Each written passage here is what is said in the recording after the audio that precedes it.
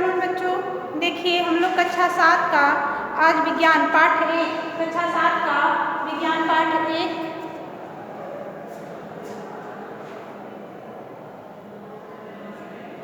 कक्षा 7 का विज्ञान पाठ 1 आज लिखने वाले हैं। आज उसे लिखेंगे। तो देखिए यहाँ पे जो पहले का है क ख ग घ, इसको हम लास्ट में करेंगे, ठीक है। क ख ग घ इसे हम लास्ट में करेंगे। यहाँ हम प्रश्न अति लघुत्तरी प्रश्न से शुरू कर रहे हैं। आप भी अति लघुत्तरी डाल के लिखना शुरू कीजिएगा। अति लघु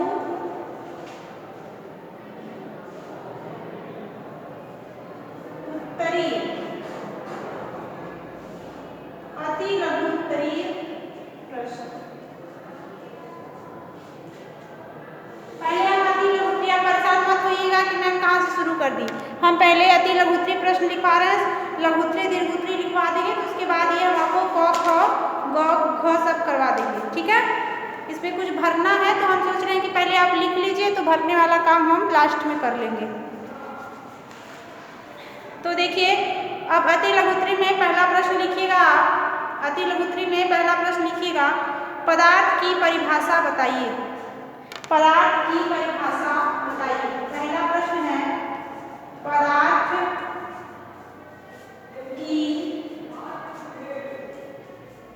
परिभाषा।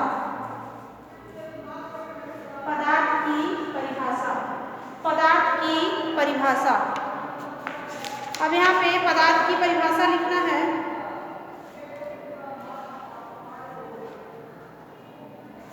लिखिए अब पदार्थ की परिभाषा, वह वस्तु जो स्थान घेरती है, वह वस्तु जो स्थान घेरती है, वह वस्तु जो स्थान घेरती है, वह वस्तु जो स्थान घेरती है, वह वस्तु जो स्थान घेरती है,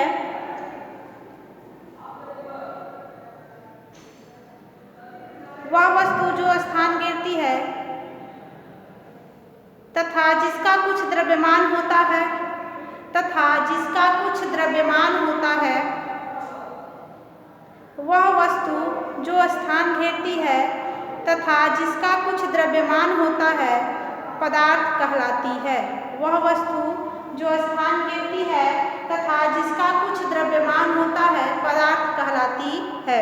वह वस्तु जो स्थान घेरती है तथा जिसका कुछ द्रव्यमान होता है पदार्थ कहलाती है। पदार्थ कहलाती है।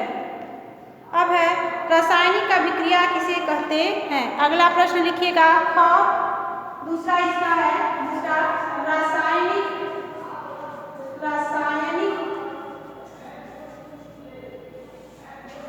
अभिक्रिया। रासायनिक अभिक्रिया किसे कहते हैं। रासायनिक अभिक्रिया किसे कहते हैं। रासायनिक अभिक्रिया किसे कहते हैं। रासायनिक अभिक्रिया किसे कहते हैं, ये है आपका प्रश्न। रासायनिक अभिक्रिया किसे कहते हैं। देखिए वह क्रिया जिसके कारण नए रासायनिक यौगिक का निर्माण होता है। वह क्रिया जिसके कारण नए रासायनिक यौगिक का निर्माण होता है, वह क्रिया जिसके कारण नए रासायनिक यौगिक का निर्माण होता है, वह क्रिया जिसके कारण नए रासायनिक यौगिक का निर्माण होता है, वह क्रिया जिसके कारण नए रासायनिक यौगिक का निर्माण होता है रासायनिक अभिक्रिया कहलाती है। रासायनिक अभिक्रिया कहलाती है।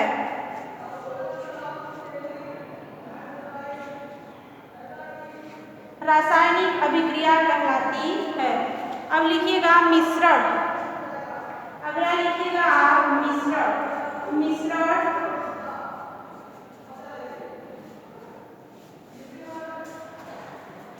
मिश्रण की परिभाषा लिखिए। मिश्रण की परिभाषा लिखिए। तो तीसरा है आपका मिश्रण। प्रश्न है आपका मिश्रण की परिभाषा लिखिए। मिश्रण की परिभाषा लिखिए। तो देखिए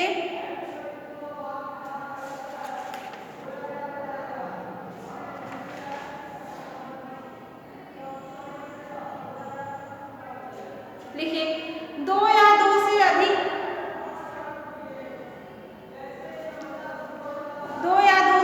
तत्वों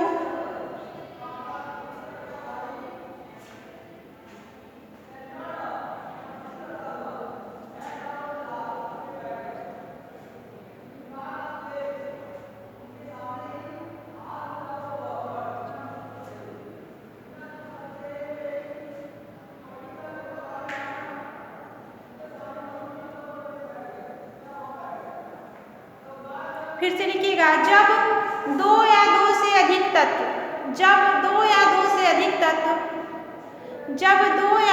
अधिक तत्व अनिश्चित अनुपात में मिले होते हैं। जब दो या दो से अधिक तत्व अनिश्चित अनुपात में मिले हुए होते हैं तो मिश्रण बनता है। जब दो या दो से अधिक तत्व अनिश्चित अनुपात में मिले हुए होते हैं तो मिश्रण बनता है। मिश्रण किसे कहते हैं? जब दो या दो से अधिक तत्व अनिश्चित अनुपात में मिल जाते हैं तो मिश्रण बनता है। जब दो या दो से अधिक तत्व अनिश्चित लिखिएगा, निश्चित मत लिख दीजिएगा, अनिश्चित अनुपात में मिले होते हैं तो मिश्रण बनता है।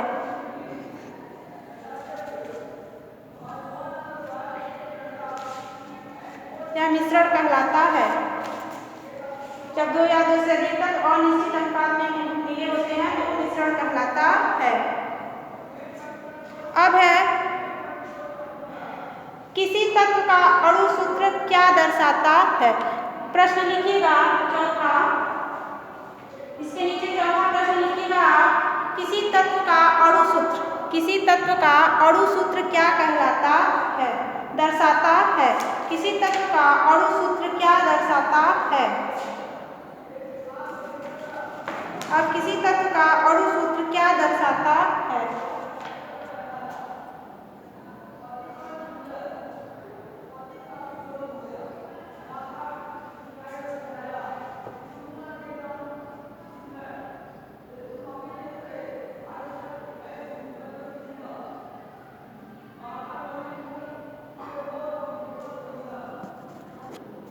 प्रश्न क्या था आपका? किसी तत्व का अणु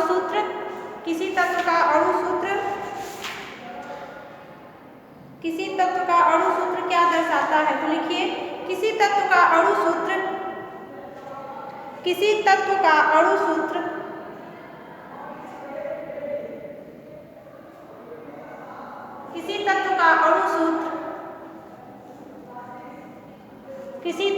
अणु सूत्र तत्व में उपस्थित अणुओं और परमाणुओं की संख्या को दर्शाता है। किसी तत्व का अणु सूत्र अणुओं में उपस्थित तत्व में उपस्थित किसी तत्व का अणु सूत्र तत्व में उपस्थित अणुओं और परमाणुओं की संख्या को दर्शाता है। तत्व में उपस्थित अणुओं और परमाणुओं की संख्या को दर्शाता है। किसी तत्व का अणु सूत्र तत्व में उपस्थित अणुओं और परमाणुओं की संख्या को दर्शाता है। अगला प्रश्न लिखिए पदार्थ की कौन कौन सी अवस्थाएं होती हैं? पदार्थ की कौन कौन सी अवस्थाएं होती हैं? अगला प्रश्न लिखिए पदार्थ की कौन कौन सी अवस्थाएं होती हैं?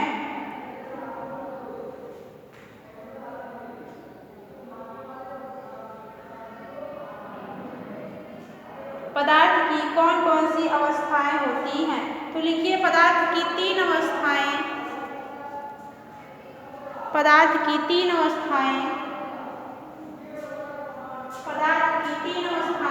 ठोस, द्रव और गैस। पदार्थ की तीन अवस्थाएं ठोस, द्रव और गैस होती हैं। पदार्थ की तीन अवस्थाएं ठोस, द्रव और गैस होती हैं। पदार्थ की तीन अवस्थाएं ठोस, द्रव और गैस होती हैं। पदार्थ की तीन अवस्थाएं ठोस, द्रव और गैस होती हैं।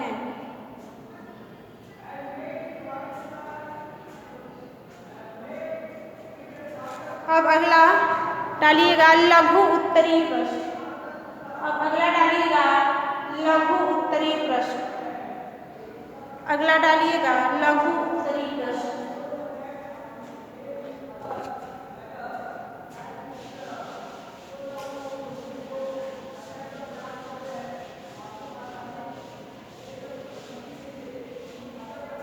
अगला डालिएगा लघु उत्तरीय प्रश्न। इसमें पहला प्रश्न लिखिए। अब अगला लघु उत्तरीय प्रश्न, उसमें पहला प्रश्न लिखिए, वे कौन से कारक हैं? प्रश्न लिखिए, वे कौन से कारक हैं? वे कौन से कारक हैं जो पदार्थ की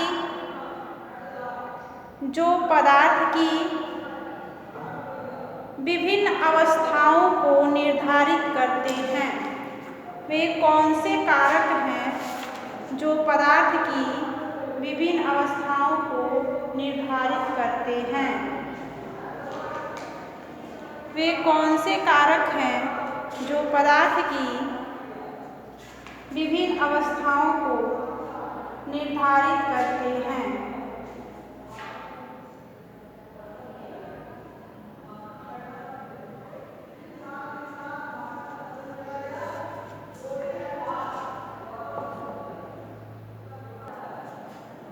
लिखिएगा उत्तर। पदार्थ की अवस्था ठोस, द्रव, गैस। पदार्थ की अवस्था ठोस, द्रव, गैस। पदार्थ की अवस्था ठोस, द्रव, गैस ताप एवं दाब द्वारा निर्धारित होती है। ताप एवं दाब पर निर्भर होती है या फिर निर्धारित होती है। ताप एवं दाब पर निर्धारित होती हैं। ताप एवं दाब पर निर्भर होती हैं।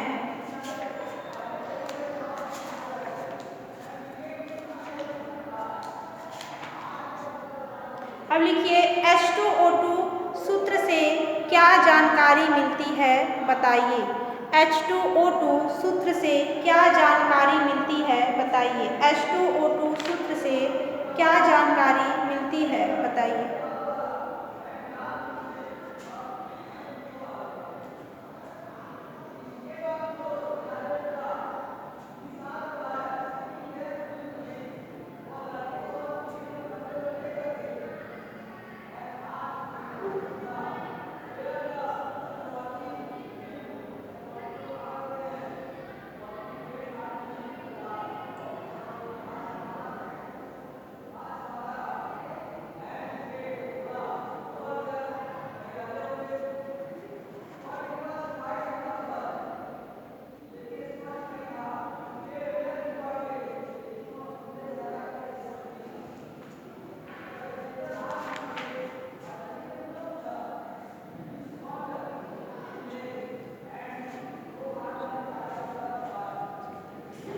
लिखिए, H2O2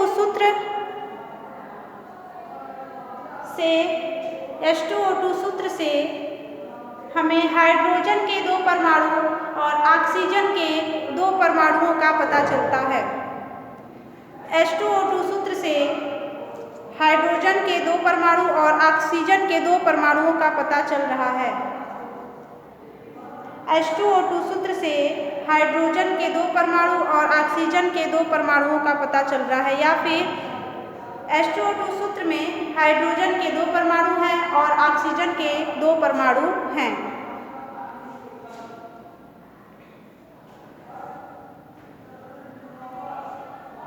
अब अगला प्रश्न लिखिए, रासायनिक सूत्र क्यों आवश्यक है? रासायनिक सूत्र क्यों आवश्यक है?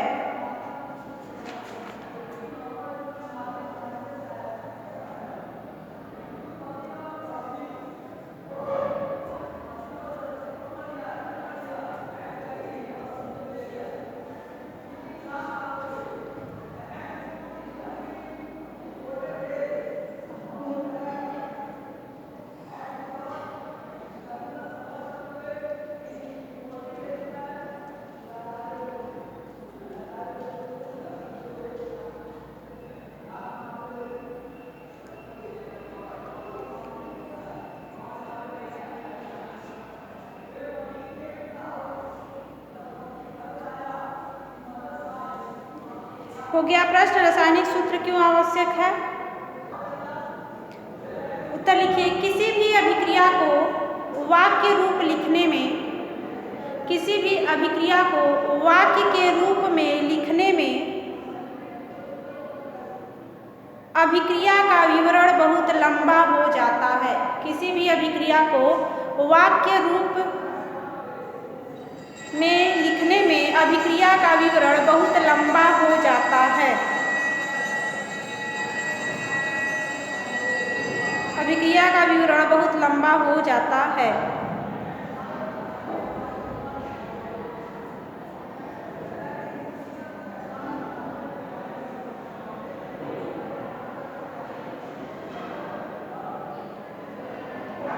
हमें लिखने और पढ़ने में आसानी हो इसलिए